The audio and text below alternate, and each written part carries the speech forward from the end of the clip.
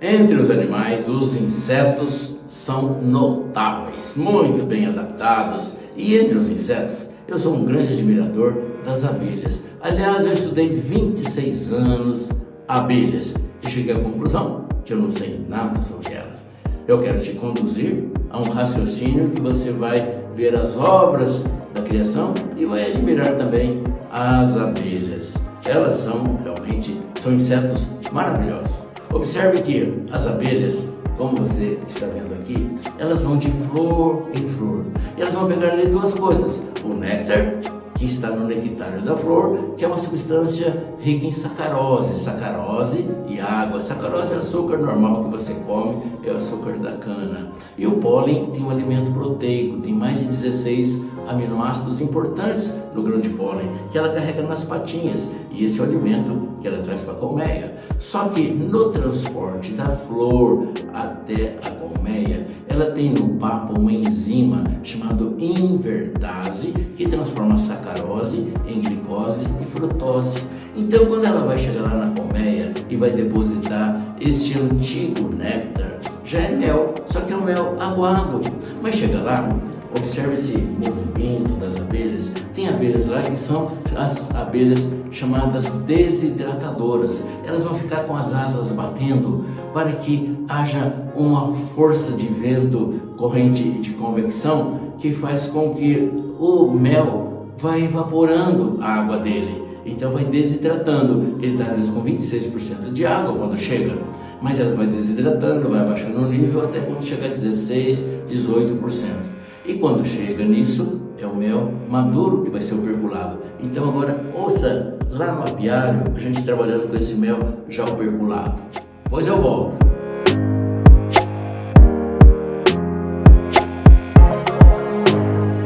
É feito um quadro, o Fábio vai colocar dentro de um quadro, isso é uma colmeia padrão internacional chamado Langstroth.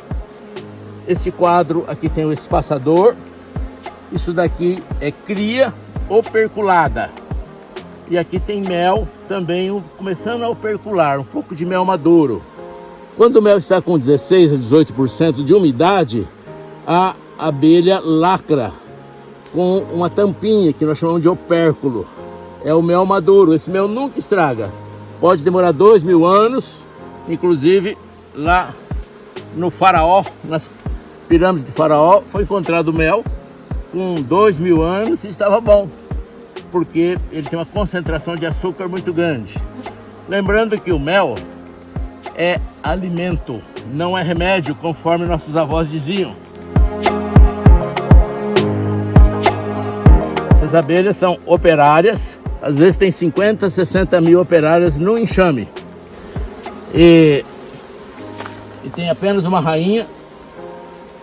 E se entra uma operária em colmeia errada, que não seja dela, ela é morta. Cada operária no seu enxame, na sua colmeia. O único que pode entrar e sair em qualquer lugar, tem entrada franca, é o zangão, é o macho.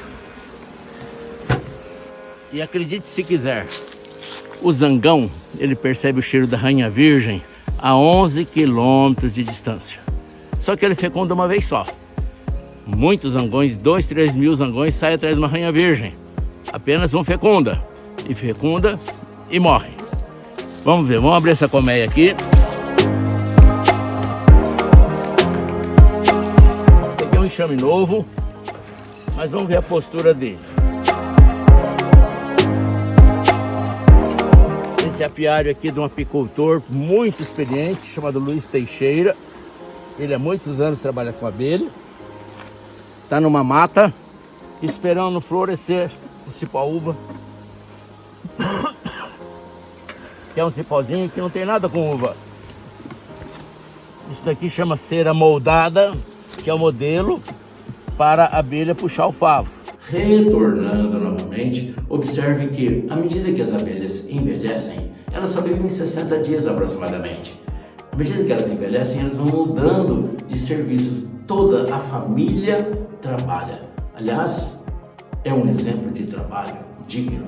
6 horas da manhã, elas começam a voar. Amanheceu o sol, elas saem para o trabalho, as campeiras que vão no campo. Enquanto tem sol, elas estão trabalhando. Mas à noite, as desidratadoras trabalham também. Elas formam um zumbido. Se você colocar o teu ouvido na colmeia, você vai escutar um barulhão, porque elas estão desidratando o mel que foi coletado durante o dia.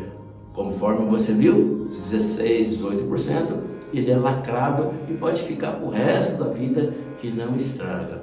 Mas é importante também que as abelhas vão dividindo serviços. Uma, ela aquece a colmeia tem uma temperatura constante de 35 graus. Está gelado lá fora, 0 graus, a colmeia está com 35. É deserto, está com 50 graus, a colmeia está com 35. E tem mecanismos de refrigerar e de aquecer a colmeia fantásticos, que não dá tempo da gente falar aqui, mas acredite em mim.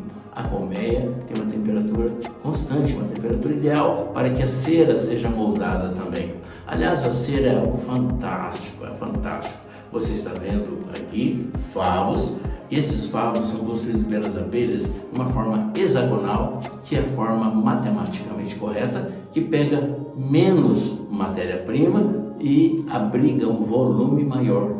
E observe que a cera, o favo dela é feito exatamente no prumo. Você pega aquele fio do prumo do pedreiro que faz a parede retinha, de pé, o favo também fica de pé. Mas se você entorta a colmeia, a abelha vai fazer o favo no prumo. Você entorta de novo para a direita e para a esquerda, ela vai fazer no prumo. Ou seja, o favo tem uma matemática de engenharia fantástica.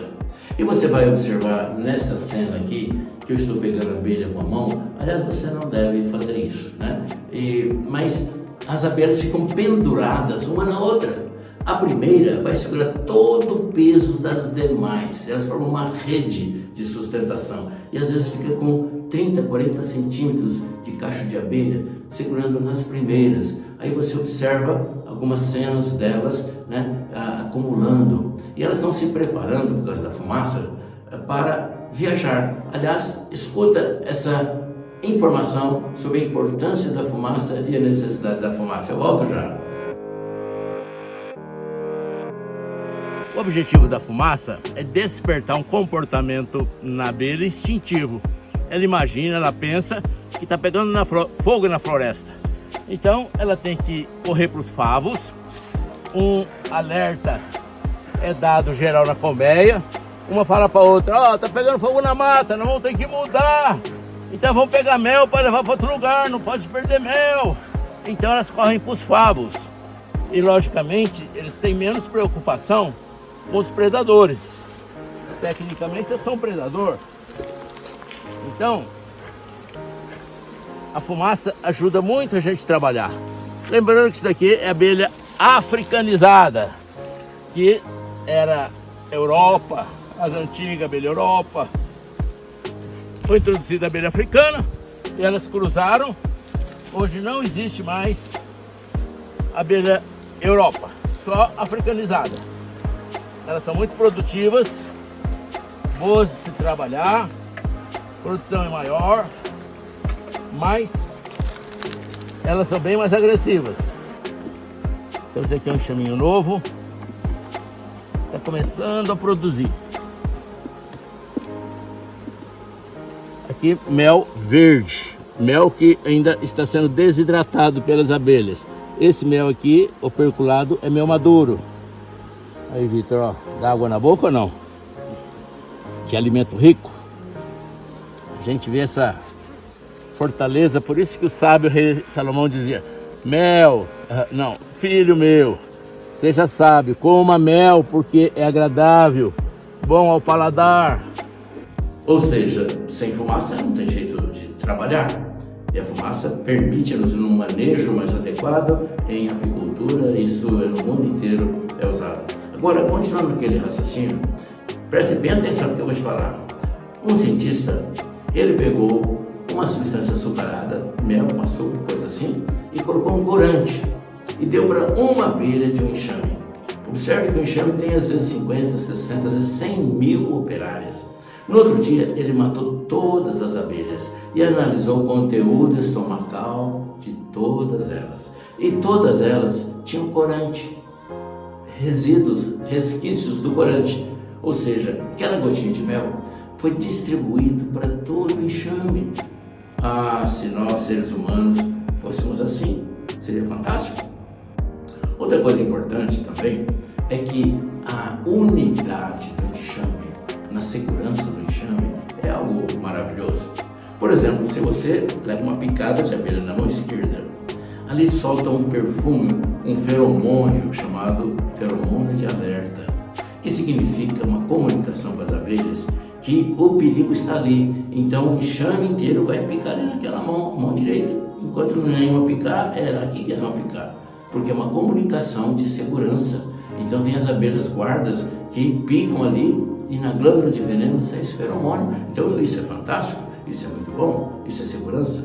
Agora, notem que também uma operária não pode entrar em colmeia errada. Cada colmeia tem seu cheiro, cada colmeia recebe as suas operárias. Se uma entrar em colmeia errada, morre. Só o zangão, que é o macho, ele tem livre acesso a todas as colmeias. E vou te mostrar aí um zangão. Observe aí, eu volto já.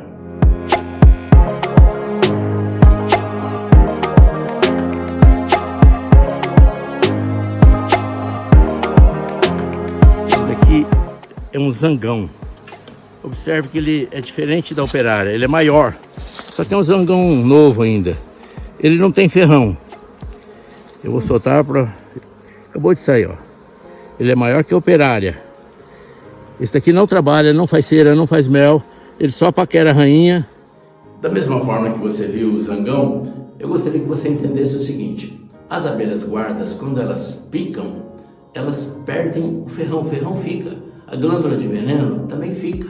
E ela vai acabar morrendo. Então ela sacrifica em prol da segurança do enxame, da comunidade, da família. Aqui do lado, você observa, nós estamos fazendo um teste. Eu peguei uma operária, coloquei para picar e ela picou. E eu sinto menos dor porque eu tenho muito anticorpos, eu tenho imunidade contra o veneno da abelha, que eu levei muitas picadas na vida já.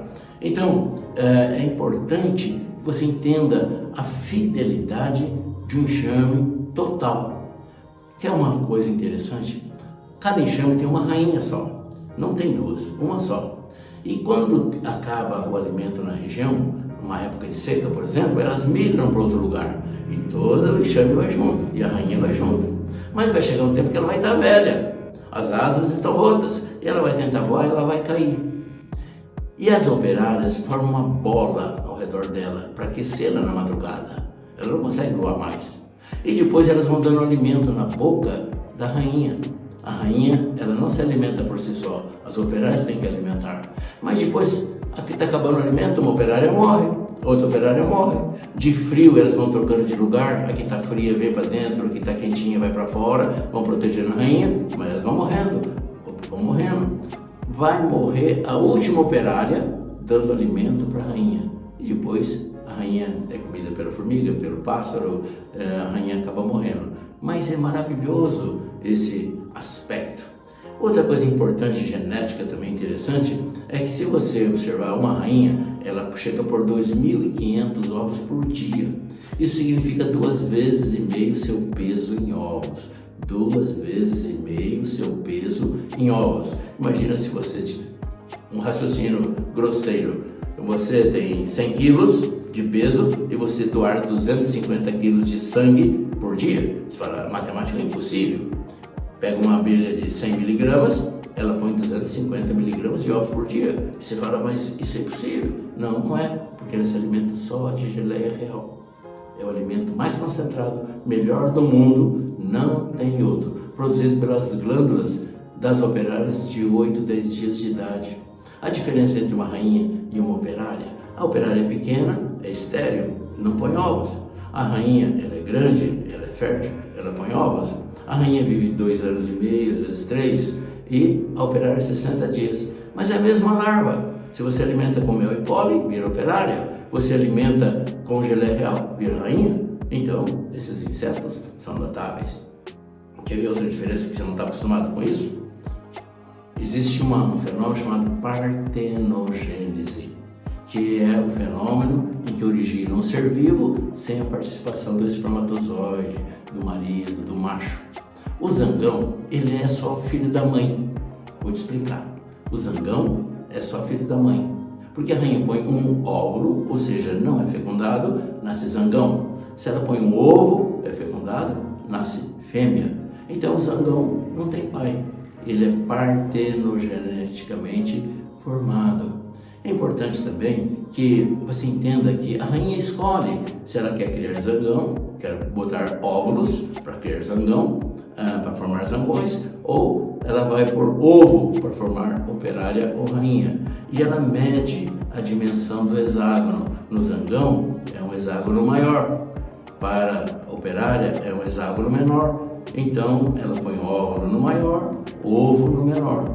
E outra coisa interessante, a rainha ela tem uma bolsinha chamada espermateca, do grego teca, casa. Lembra da discoteca, casa do disco, biblioteca, casa do livro? Espermateca é a casa do espermatozoide. Então ela é fecundada pelo zangão e ela guarda o espermatozoide na bolsinha, chamada espermateca.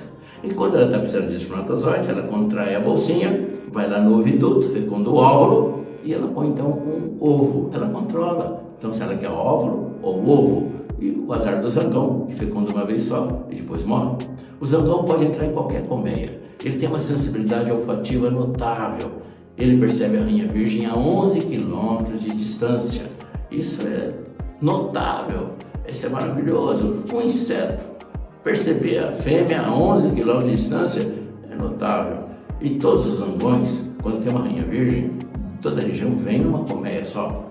E quando eles saem no voo nupcial, que é no ar, a fecundação é no ar, a rainha faz um movimento helicoidal. Ela vai subindo e ela vai saindo de nível. Então os zangões mais imbecis, eles ficam procurando ela aqui embaixo. Os mais inteligentes sobem o nível. Alguns vão reto, outros acompanham a rainha pelo cheiro. Ela voa muito rápido, ela está selecionando o melhor zangão, o mais rápido.